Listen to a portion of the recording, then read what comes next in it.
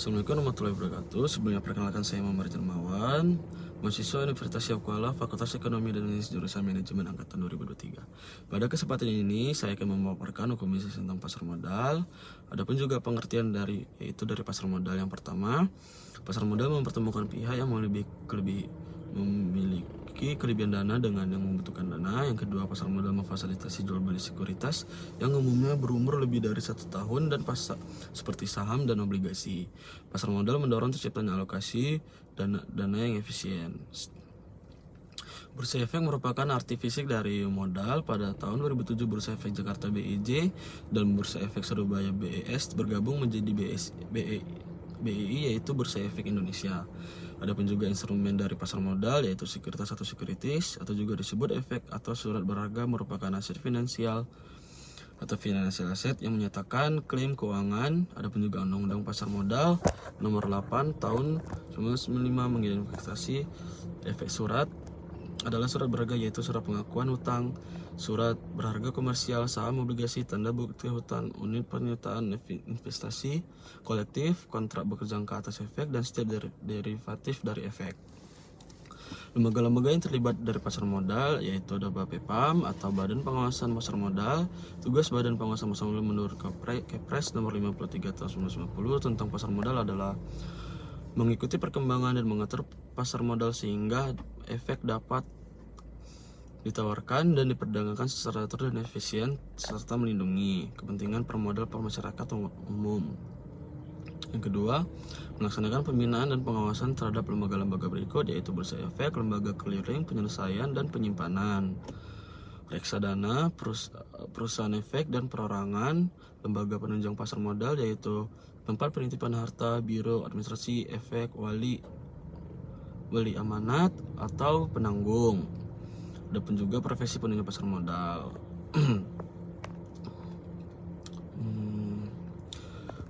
Adapun juga peranan pasar modal, yaitu alternatif investasi dana, penyihatan usaha, sarana investasi sebagai sumber pembiayaan. Perkembangan pasar modal Indonesia, yang pertama periode permulaan pada tahun 1878 hingga 1912, periode pembentukan bursa 1912 hingga 1925, periode awal kemerdekaan 1925 hingga 1952, periode kebangkitan 1952 hingga 1977, periode pengaktifan kembali 1907 hingga 1987, periode deregulasi 1987 hingga 1995, periode kepastian hukum 1995 hingga kini, dan periode menyosong identifikasi BAPEPAM.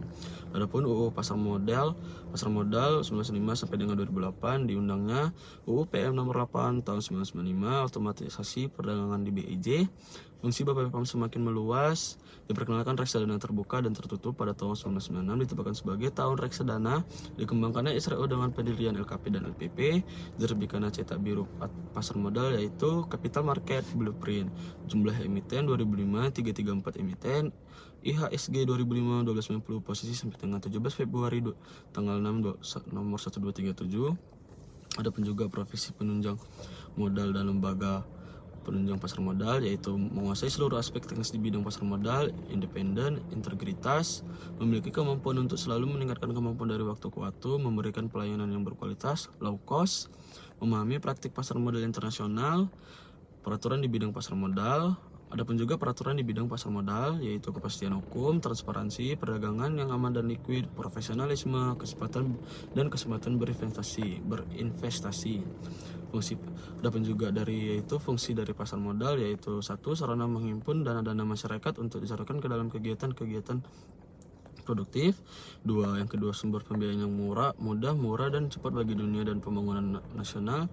Yang ketiga, mendorong terciptanya kesempatan berusaha dan sekaligus menciptakan kesempatan kerja. Yang keempat, mempertinggi alokasi sumber produksi. Adapun juga peraturan SRO, peraturan bursa, peraturan LPP, lembaga penyelidik, penyimpanan dan penyelesaian. Adapun juga peraturan LKP, lembaga clearing dan penjaminan. Safe Regulatory Organization ataupun SRO harus mampu menjadi motor dalam menciptakan efisiensi, memahami tren global market, dan yang kedua, mengambil langkah-langkah untuk memacu para anggota atau pengguna jasa dalam memenangkan persaingan dengan negara lain. Yang ketiga, inovasi dan memahami ekspresi anggota dan masyarakat. Tugas dan fungsi Bapepam membina, mengatur, dan mengawasi sehari-hari kegiatan pasar modal. Wewenang Bapepam pembinaan yaitu ada izin usaha, bursa efek, LKP, LPP, PEPI, dan BAE. Izin orang perorangan, wakil penjamin, emisi efek, wakil perantara, perdagangan efek, dan wakil manajer investasi. Wewenang Bapepam untuk pengaturan yaitu ada keterbukaan, lembaga efek, lembaga dan profesi penunjang pasar modal. Ada juga pengawasan, pemeriksaan rutin, pelaporan berkala, kejadian penting. Ada juga pemeriksaan khusus dan penyidikan.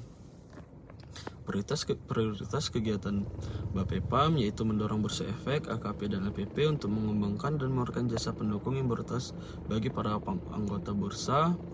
Yang kedua, mendorong mengembangkan reksadana dan perdagangan produk jasa atas efek yang memberikan penghasilan tetap sebagai sumber pendapatan alternatif bagi perusahaan efek. Mengkaji dan mengeluarkan berbagai efek yang berhubungan dengan pemilikan efek. Yang kedua, mengeluarkan peraturan guna mendukung pemasaran efek. Yang ketiga, mengubah ketentuan penjahatan yang memungkinkan book building dan memungkinkan pun alokasi penjaminan berdasarkan penjahatan tetap. Yang keempat, mendorong bursa efek untuk berperan aktif dalam melakukan monitoring perdagangan di bursa. Komunikasi antar pelaku pasar modal perlu lebih tingkatkan.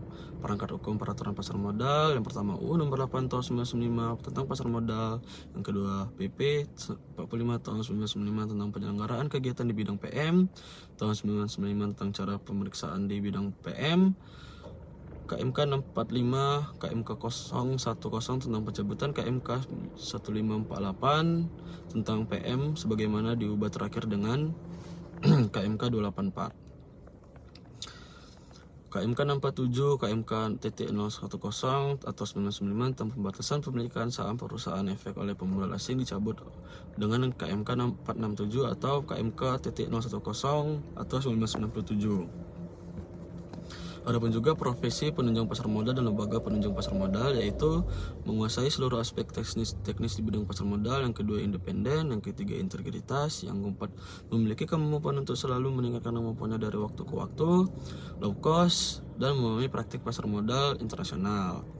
Memperkokoh beroperasinya mekanisme financial market dalam menata sistem moneter, karena pasar modal dapat menjadi sarana open market operation. Sewaktu-waktu diperlukan bank sentral menekan tingginya bunga menuju suatu rate yang reasonable sebagai alternatif investasi bagi pemodal. Adapun juga tugas bursa efek sebagai fasilitator, yaitu yang pertama menyediakan sarana perdagangan efek, mengupayakan likuiditas instrumen yaitu mengalirkan dana secara cepat pada efek-efek yang dijual, menyebarluaskan informasi bursa ke seluruh lapisan masyarakat pasar modal untuk menarik calon investor dan perusahaan yang go publik, menciptakan instrumen dan jasa baru. Tugas bursa efek sebagai SRO yaitu ataupun bisa disebut self regulatory organization, membuat peraturan yang berkaitan dengan kegiatan bursa, mencegah praktik transaksi yang dilarang melalui fungsi pengawasan,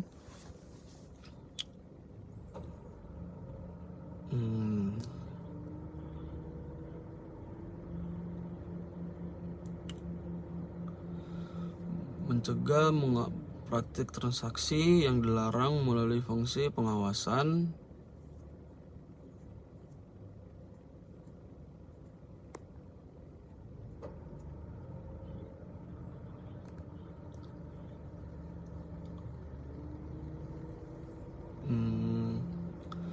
membuat peraturan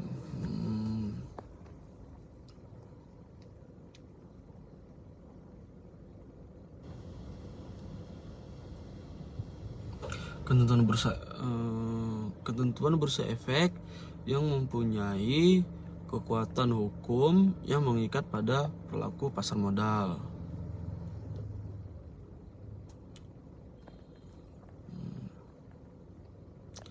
Mungkin itu saja yang bisa saya sampaikan untuk hukum bisnis, materi tentang hukum pasar modal. Saya Muhammad Reza Dermawan, NPM 230111020100216. Wabillahi taufiq wa hidayah. Assalamualaikum warahmatullahi wabarakatuh.